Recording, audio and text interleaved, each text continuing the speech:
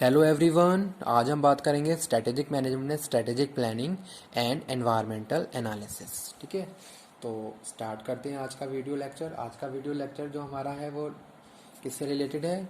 जो सब्जेक्ट है वो है strategic management and business policy. और इसमें आज हम डिस्कस करने वाले हैं बहुत ईजी सा टॉपिक है स्ट्रेटेजिक प्लानिंग। क्या स्ट्रेटेजिक प्लानिंग है, पहले इसका थोड़ा सा ओवरव्यू लेंगे, फिर उसके बाद हम बात करेंगे एनवायरमेंट एनालिसिस की। ठीक है, एनवायरमेंट एनालिसिस में कौन कौन से इंटरनल और एक्सटर्नल फैक्ट पॉइंट्स हैं जो इम्पॉर्टेंट रोल प्ले करते हैं स्ट्रेटेजिक प्लानिंग में, स्ट्रेटेजी फॉर्मुलेशन में, स्ट्रेटेजी इवैल्यूएशन में, इम्प्लीमेंटेशन एंड कंट्रोलिंग में। ठीक है, तो वो हम डिस्कस करेंगे। अब यहाँ पे हम क्या डिस्कस कर रहे हैं? हम डिस्कस कर रहे हैं about the strategic planning. Strategic planning is means of administering the formulation and implementation of strategy. It is known by everyone. If there is organization and there is a new venture is going on, तो उनके कुछ ना कुछ objectives होते हैं, उनके कुछ ना कुछ गोल्स होते हैं. मीन्स टू से here I am talking about the strategic intent. Strategic intent include vision, mission, goals and objectives. If I am running any organization, I have such some strategic intent. ठीक है, मेरे कुछ vision भी हैं, मेरा mission है, मेरे गोल्स हैं, मेरे ऑब्जेक्टिव्स हैं. How you can achieve your goals and objective? For due to this reason, you have to formulate a strategy. तो उसके लिए आप क्या करोगे? स्ट्रेटेजी फॉर्मुलेट करोगे. अब जब आप स्ट्रेटेजी फॉर्मुलेट करोगे तो उससे पहले आप क्या करेंगे? उसकी प्लानिंग कर लेंगे. ठीक है, डिसीजन मेकिंग करेंगे कि किस हिसाब से, जैसे कॉर्पोरेट लेवल पे अगर आप कोई स्ट्रेटेजी बना रहे हो, बिजनेस लेवल पे आप कोई स्ट्रेटेजी बना रहे हो, फंक्शनल लेवल पे कोई स्ट्रेटेजी बना रहे हो, तो before this you have to plan. जैसे सपोज हम बात करें फंक्शनल लेवल पे. ठीक है, तो फंक्शनल लेवल पे आप स्ट्रेटेजी प्लानिंग कर रहे हो. कौन कौन से फैक्टर कंसीडर करने हैं, किस हिसाब से प्लानिंग होनी चाहिए, कौन कौन से फैक्टर उसको इन्फ्लुएंस करेंगे, उनको किस तरीके से एलोकेट करना है. ठीक है, about planning, organising, staffing, directing, controlling, सारे फंक्शन आ जाते हैं और किस तरीके से इनको प्रॉपरली प्रोसीड करना है. तो वो यहाँ पे हम बात कर रहे हैं स्ट्रेटेजिक प्लानिंग. तो स्ट्रेटेजिक प्लानिंग क्या है? Strategic planning is a means of administering the formulation and implementation. How can you formulate your strategy, how you are formulating your strategy and how it will implement. कैसे formulate होगी और कैसे implement होगी, वो सारी चीज़ें अगर हम डिस्कस करें, it means we are talking about the strategic planning. कि कोई भी ऑर्गेनाइजेशन अगर ऐसे कोई डिस्कशन कर रही है तो अपनी क्या बात कर रही है? स्ट्रेटेजिक प्लानिंग की बात कर रही है. ठीक है, जैसे मेरा कोई बिजनेस है, मैं उस बिजनेस को प्रॉपरली रन करना चाहता हूँ, मेरे कुछ ऑब्जेक्टिव्स हैं जो मुझे अचीव करने हैं, मेरे कुछ लॉन्ग टर्म गोल्स हैं जो मुझे अचीव करने हैं. ठीक है, तो मैंने उसके लिए क्या करा? प्लानिंग करी, कैसे मैं करूँगा. ठीक है, फंक्शंस किस तरीके से परफॉर्म होंगे, तो वो हम बात करें किसकी? मैंने स्ट्रेटेजी बना ली कि भाई मुझे इस डिपार्टमेंट के फंक्शंस को इस तरीके से परफॉर्म करना है. स्ट्रेटेजी बनाई, स्ट्रेटेजी को प्रॉपरली इंप्लीमेंट किया फॉर्मुलेट करने के बाद, तो वो मेरी सी सारी चीज़ें किसका पार्ट है? स्ट्रेटेजिक प्लानिंग का ही पार्ट है. Strategic planning is analytical in nature. Means to से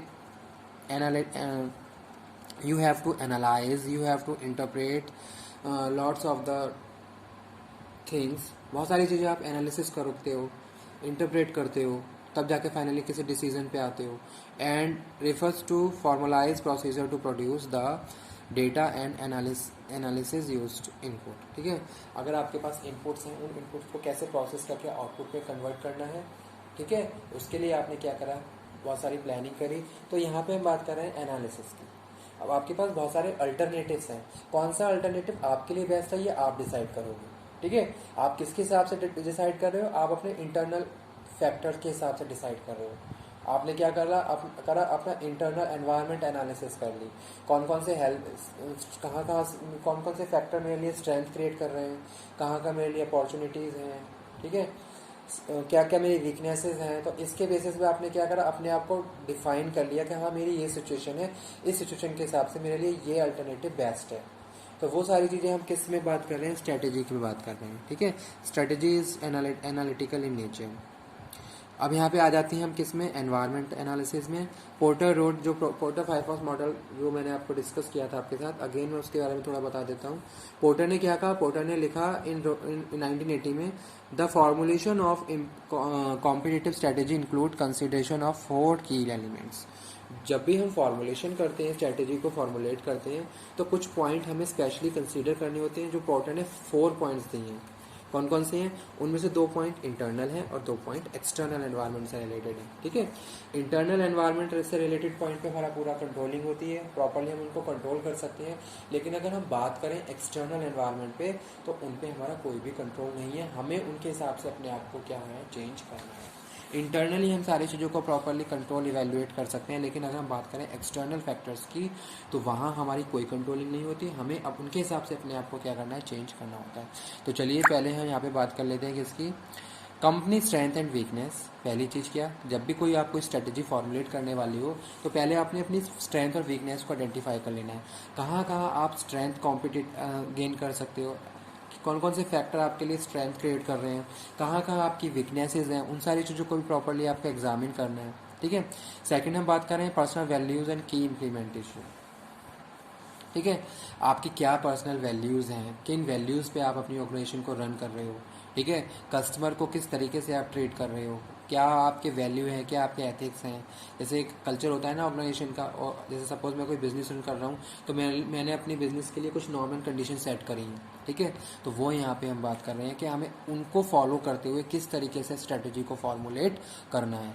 तो वो यहाँ पे मैं बात कर रहा हूँ इंटरनल एनालिसिस। ठीक है, पहला पॉइंट है company strength and weakness, second है पर्सनल वैल्यू ऑफ की इम्प्लीमेंटेशन। नेक्स्ट यहाँ पे बात कर रहा हूँ मैं इंडस्ट्री अपॉर्चुनिटीज एंड थ्रेट्स। ठीक है, जो कि एक्सटर्नल एनवायरमेंट से रिलेटेड है। पहला पॉइंट है अपॉर्चुनिटी एंड थ्रेट। कौन कौन सी अपॉर्चुनिटीज़ आपके लिए मार्केट में अवेलेबल हैं, फर्स्ट थिंग। ठीक है, कौन कौन से फैक्टर्स एज अ बैरियर का काम कर रहे हैं आपके लिए इन द मार्केट।